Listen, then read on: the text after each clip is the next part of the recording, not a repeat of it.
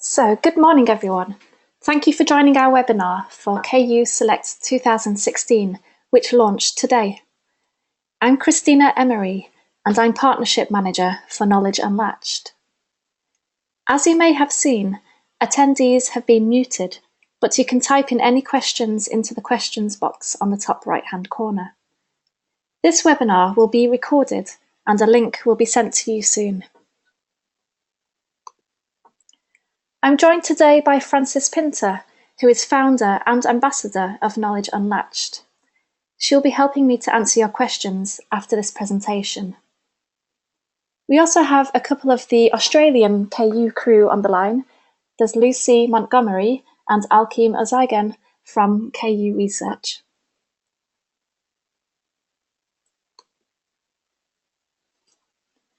This presentation should last around 30 minutes, with a 30-minute question and answer session at the end. Feel free to type your questions as we're going throughout the presentation, and I'll deal with them in the Q&A session. In this presentation, I'm going to give you details about KU Select 2016, as well as give you a glimpse of what KU is planning.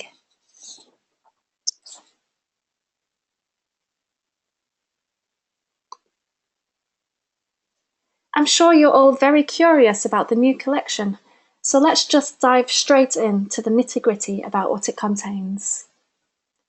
The pledging period is now open for librarians to show their support for titles in KU Select 2016. For KU Select 2016, a total of 343 books were shortlisted by the Title Selection Committee, which is a group of 40 acquisitions and collections librarians in 12 countries. These books fall into 16 subject categories in the Humanities and Social Sciences, and we've divided them into 14 packages, which you can see here. In order to participate, there is again a minimum amount which libraries will need to pledge. For the first time, we are introducing opening access up to backlist titles alongside new titles. In order to acknowledge libraries' purchases of additional formats of books that you pledge for, publishers have again agreed to a discount. The discount is 35% off the recommended retail price and can be claimed directly from the relevant publishers.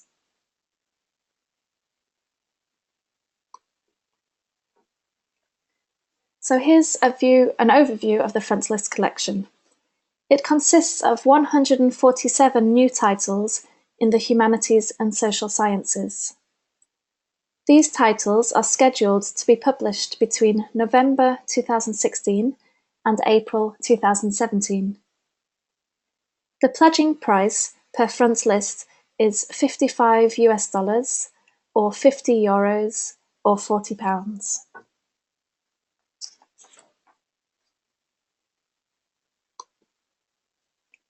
The Backlist collection consists of 196 titles in the Humanities and Social Sciences.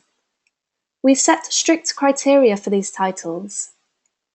They had to be published between 2005 and 2015. And these books should be offered at a greatly reduced price of $13.75 or €12.50 or £10 per title per library. So, why is KU expanding to backlist titles? It's simple. One popular request from libraries was that KU increase the number of titles it offers to libraries. In order to avoid overburdening library budgets, we're offering this curated backlist collection that complements the frontlist titles, and it will be used by researchers and students wherever they might be around the world. We've talked about how and why monographs are facing difficulties in previous webinars. It's a challenge which faces libraries and publishers, as well as academics, and you can see why OA is beneficial for academics in particular in this image.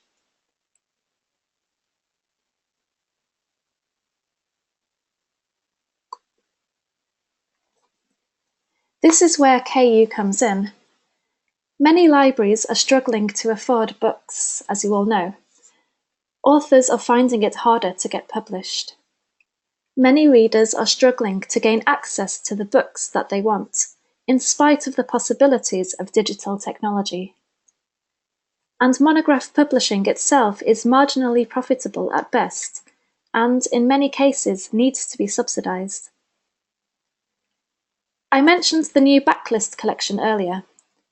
If the world is to have access to the foundational building blocks of disciplines, then we have to open up backlist titles as well as new books.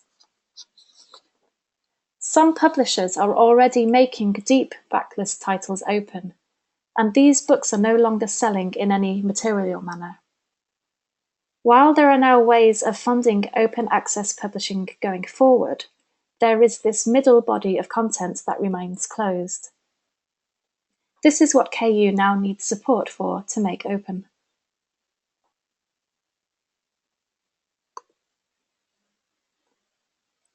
So, what is Knowledge Unlatched? KU is an award-winning initiative that helps libraries from around the world to share the costs of making books open access. By open access, we mean available to anyone in the world to read or download for free on a Creative Commons license.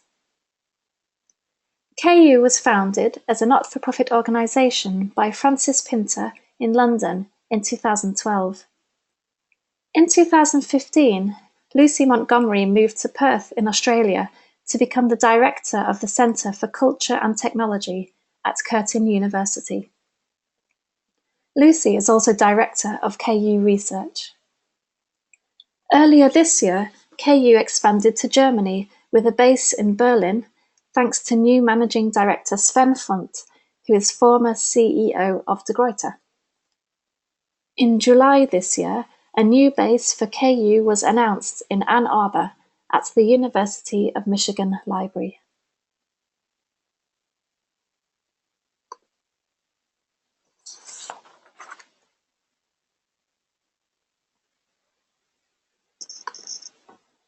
How do libraries from around the world share the costs of making books open access? Publishers are paid a fixed title fee that is split amongst participating libraries. This title fee for new books represents the basic cost of publishing a book. This is much less than the price of a book through conventional channels, as there are fewer intermediaries involved. Of course, backlist unlatching is much less, because the publisher has already recovered much of their investment. Making it open access will eat into expected post-publication print sales. Payment of the title fee allows a publisher to feel confident that they will not make a loss on the book if it's made available on an open access license. Discounts are available to libraries who purchase additional formats of any of the books that you pledge for with KU. This is how the KU model works. Firstly, we ask publishers to submit titles that fulfill our criteria. The Title Selection Committee, which is made up of acquisitions and collections librarians, then vote on the titles. The shortlist is then presented to the wider library community, who then pledge on smaller subject packages within the collection. Now we're at step 4, where libraries are then invoiced for their selection and publishers are paid. Libraries will receive MARC records and their own usage statistics reports.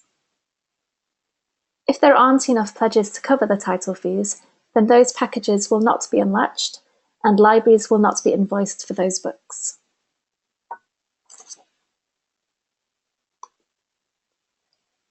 So far, we have run 2 successful collections and unlatched over 100 books.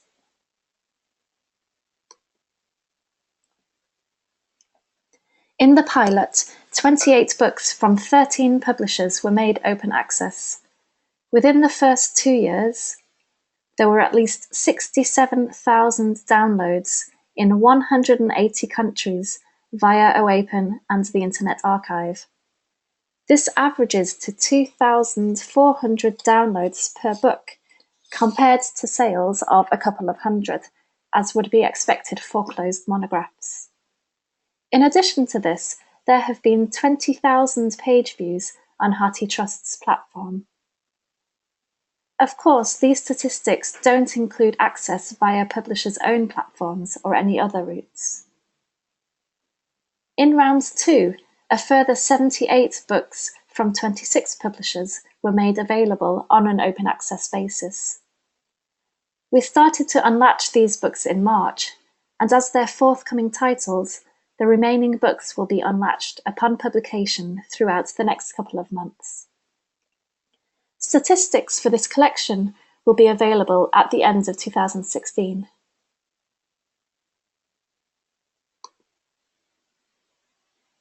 This is what the interactive usage statistics report looks like on our website, which you can find for the pilot collection.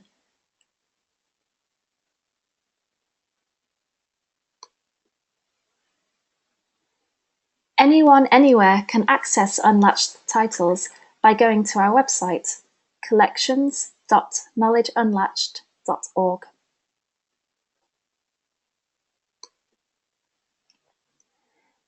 "380 libraries plus consortia have participated in the KU collection so far. These libraries come from 24 countries around the world, so you can see that KU has a global appeal. A list of all participating libraries can be found on our website. There are many reasons why libraries participate in KU's collections, ranging from ideological support to using KU as a viable means to fulfill OA mandates in their countries. KU books are also good value for money.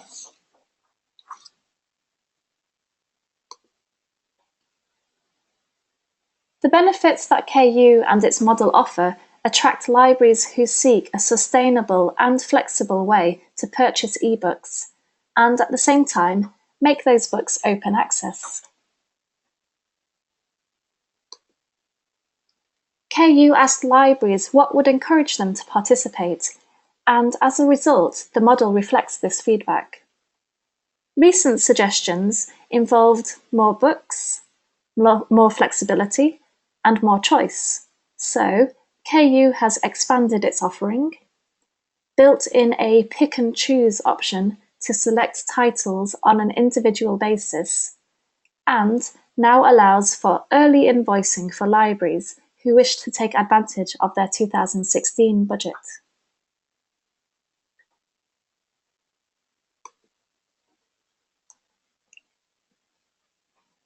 Our partners include HarTrust and OAPEN, which both host the open access versions of KU titles.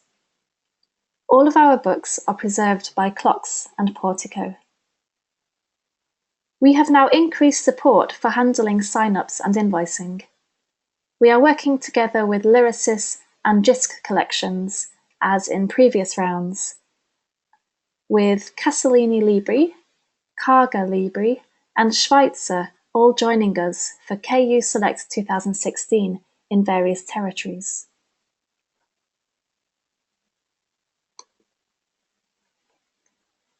So let's focus in again on KU Select 2016. Here is the list of the 54 publishers who are participating in the new collection.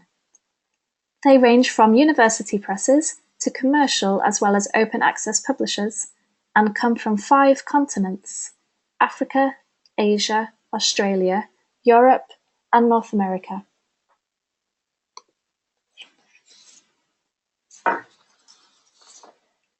You can find this list of publishers in the FAQs and in the title and publisher list spreadsheet, which are on our website in the downloads section. Here's a brief summary of how KU has expanded.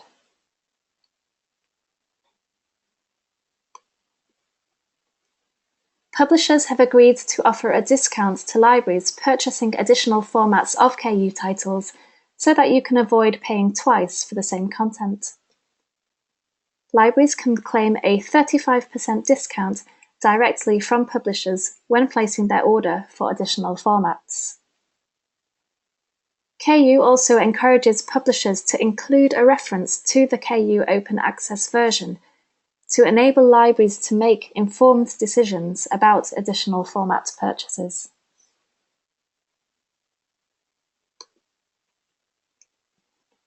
Knowledge Unlatched knows that it is important for librarians to have a say in the steering of KU and in the content of its collections.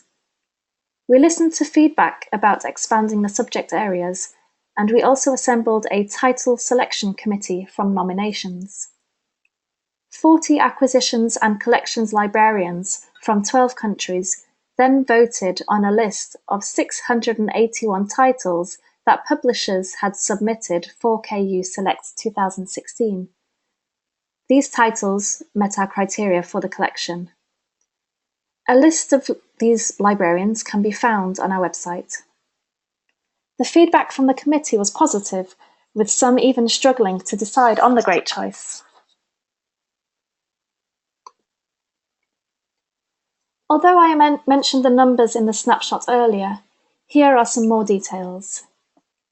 Front list titles cost $55 or €50 or £40 per library to unlatch, and backlist titles cost $13.75 or €12.50 or £10.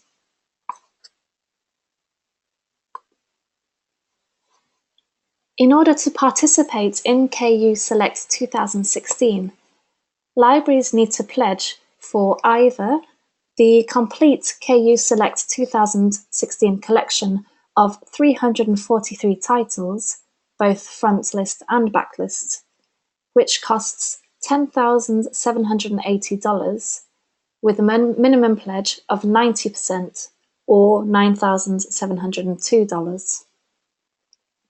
Alternatively, there is also the option to pledge just for the KU Select 2016 front list collection of 147 titles.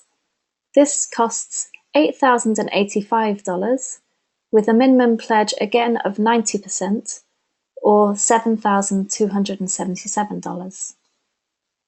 These amounts already include the 15% service charge, which is shared equally between publishers and libraries, which covers KU's costs and allows for the model to be sustainable.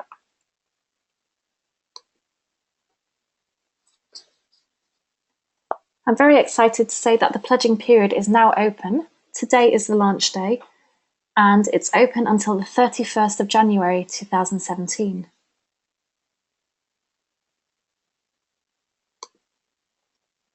Libraries should create an account for the library portal at the website app.knowledgeunlatched.org. You'll be able to view the collection, read about the books, and place your pledges. Here's a screenshot of the library portal showing the front list collection. You can see the list of packages, how many titles you have pledged for in each package, and in the top right corner, the amount of pledges confirmed for that collection. In the bottom right corner is a green circle, which is the pop-up chat window. Please ask us any questions you have using that window.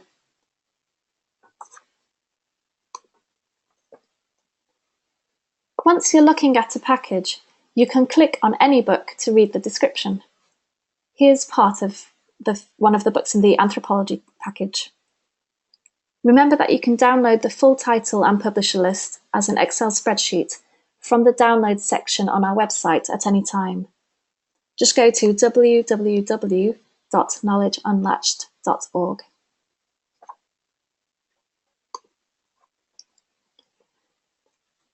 So how do you actually pledge? Either select all titles in the package to pledge for everything in that package, or you can select individual titles on the right-hand side. You can also delete pledges and edit your choices until the end of the pledging period, even if you've confirmed your choice. For further details, please download our step-by-step guide to pledging, which is also available in the download section of our website.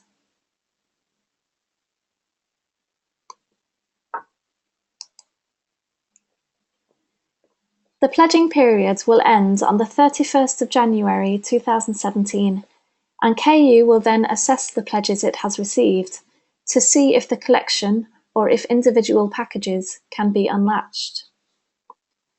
Libraries will be informed of the outcome in February, and then KU will start to unlatch the titles. Libraries will receive their invoices for any titles which will be unlatched, and publishers will be paid.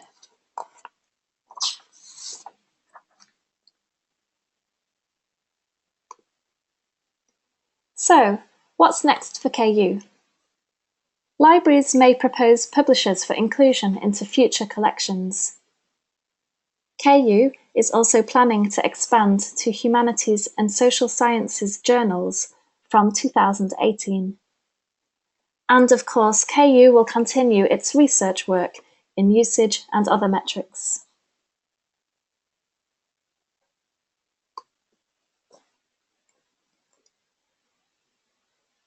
In 2015, KU established KU Research, which is working on finding better ways to track how open access books are being used and to develop simple, easy to understand usage reports for libraries, authors, and publishers.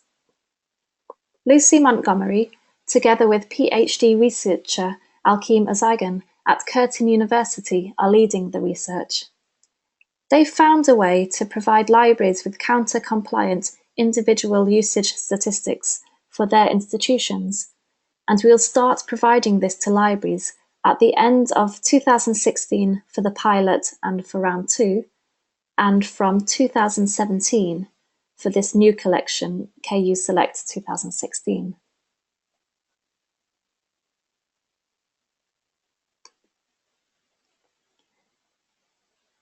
Before we move on to the Q&A session, don't forget to jot down the address of the library portal so that you can create your own account. As mentioned, the pledging period is now officially open.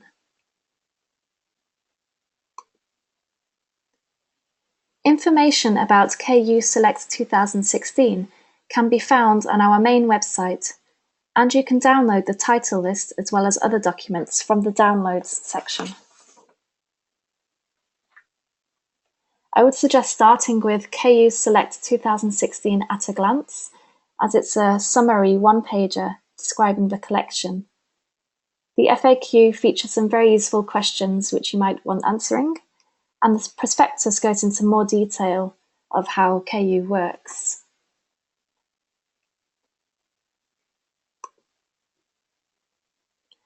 We love using Twitter, Facebook, and LinkedIn, so please do connect with us on social media. Thank you for listening to the presentation today.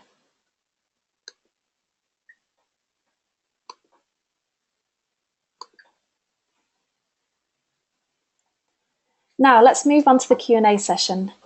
Please do type your questions into the questions box on the right-hand side, and Francis Pinter, founder of KU, will help to answer questions. So, who wants to start us off? Do we have any questions?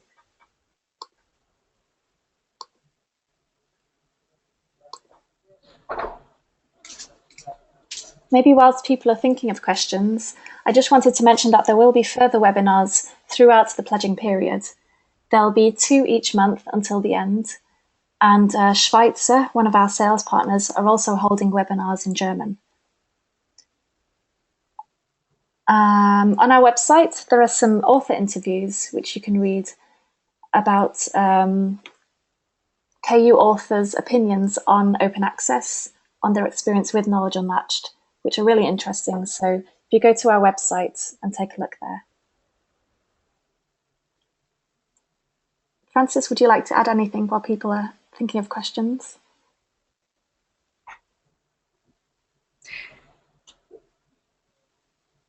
I have a quick note here about the ALPSP conference that you're attending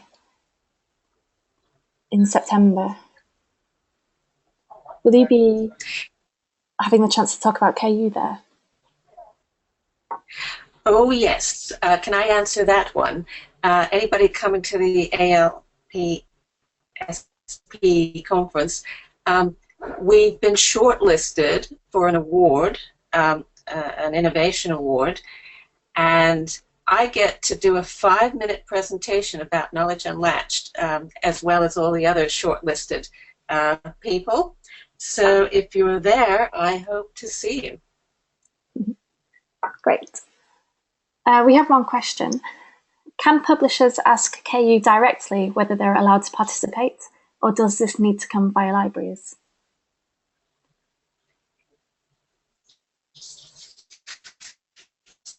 Can ask KU. Sorry, Christina, could you just say that again? Yeah, sorry, the quite get connection it. wasn't great then. Can publishers ask KU directly whether they're allowed to participate, or does this need to come via libraries? So which publishers can submit titles? Okay, so we've been building up the number of publishers submitting titles, and any publisher can contact Knowledge Unlatched and see if they for submitting titles. It means they have to be have rigorous peer review, quality. We're very full about the kinds of publishers that we let into Knowledge Unlatched. Then when we have the books, then we ask, when the publishers have submitted the books, we ask the the title selection committee, which is made up of librarians, which books they would like to include in our offer. So yes, publishers come to KU, and then the library selection committee takes over in deciding which books go forward.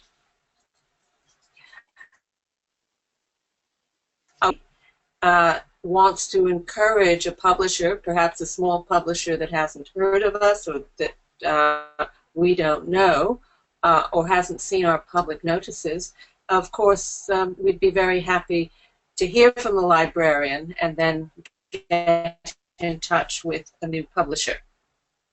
I hope that's the answer, that answers the question. Thank you, Francis. I'll just check if there are any more questions.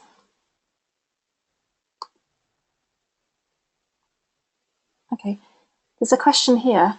What happens if we don't want to pay for the backlist? There are actually... Okay. Go ahead, Francis. Go ahead. Okay, so we've listened to the library community, libraries who don't want to pay for the backlist because they think that they have enough of the backlist. They bought backlist, so they don't want to support the backlist anymore. And we understand that, but we also know that haven't bought the backlist, or not a substantial number of the backlist, for joining with the backlist. The cost per book is much lower, of course, because the publishers have already sold the print or the ebook into many libraries, but not all libraries, and they expect that those sales will drop off if they make them open access. And we think that it's important to remember that students and researchers need more than just the newest books. They need the that has been developing over the years, and so we're trying to see, and it is a test because we're making the backlist open or offering the backlist for pledging. We want to see whether enough support from the library community to make these books open as well. My vision, in 5 years' time or so, is that we have a sufficient number of monographs that are open for any student, any researcher, to have enough access to this primary research material, the exposition of ideas and thought, that they can do their work, their research, their studies, as well as any student in the wealthiest library that has a closed model, or would have. So that's the rationale behind the backlist. And if there are any more questions about the backlist or comments, I'd really appreciate it. Thank you, Francis, and I hope that answers the question. Oh, they think it's fabulous. There you go.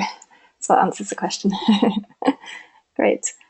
I also wanted to mention, meanwhile, I showed the green chat window on our new website. If you do type any questions into there, it's not just me responding. There are the sales partners in the various territories who'll get back to you. So Schweitzer, Karger, Casalini, and Lyrasis will be replying to your questions if you're in their countries. Great. So last question. Sorry, can I just interrupt there? I'd like to introduce Claire today from Australia, and who will be answering questions as well in the Southern Hemisphere. Thank you. Right, we have one question. One was a comment. My colleagues missed this webinar. When will the next one be? So there's a list of all of the webinars on our website. If you go to www.knowledgeunlatched.org and hover over the menu on KU Select 2016, and you have the list of webinars there. So there's 2 per month, and they're at the beginning of each month. So the next one is in October. I think it's the 4th and 5th, but please check our website. And I'll put the registration link up today so you can register. I'll also send you a recording of this in case you'd like to send it to your colleagues.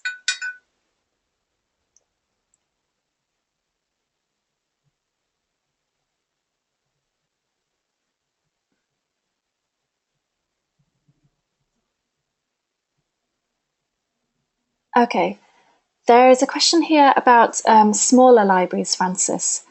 Some libraries, such as engineering ones who aren't in the field, might be interested, but just in a few titles. Do we have a smaller option for them? This has come up in previous rounds as well, and the way that we're trying to deal with this now is to say we acknowledge this, but it kind of depends on where this engineering, and we suggest that you create a consortium of libraries, of smaller libraries. And I don't know, maybe half a dozen engineering libraries can come together and pay for the 90% minimum that we need.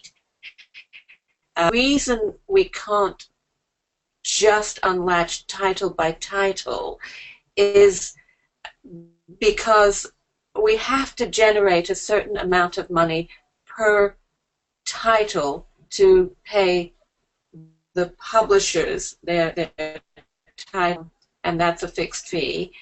And so we need a spread of libraries, but we recognize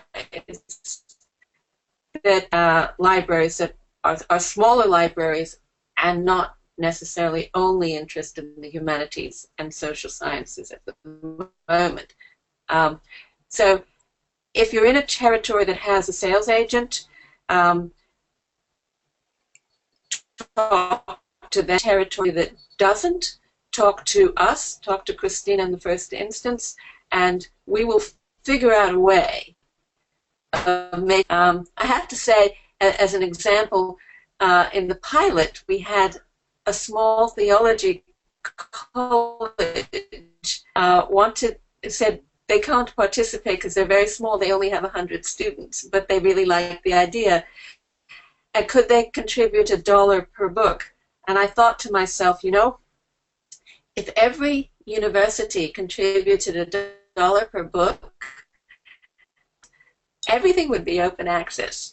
Unfortunately, we can't adopt that model. The model that we have adopted is very deliberately calibrated, so it's relatively simple to administer, and it's hopefully fair to all parties. So it's a kind of long-winded answer to your question, but we'll help you make it happen.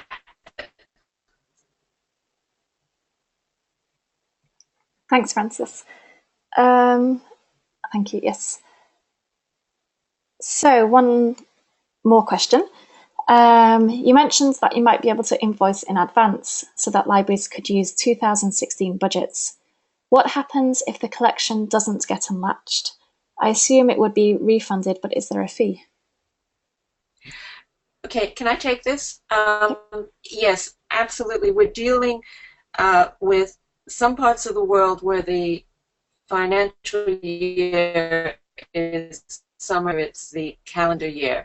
So where it's the calendar year and you would like to spend from your 2016 budget, yes, in December, I think we'll have a pretty good idea by December as to how successful we're going to be, but in the unlikely circumstances that by the end of January we didn't have sufficient support, then we would refund your money and there would be no penalty, no fee. Thank you. I'm just checking. No, she says thank you. Right. So there are no more questions that I can see. Any final comments from anyone? No? Great. Well, thank you everybody for listening today. Please send me an email if you think of any more questions, or if you have any suggestions how to improve this webinar. And a link, as I mentioned, will be sent to you soon with this recording. Thank you very much. Thank you very much. Bye.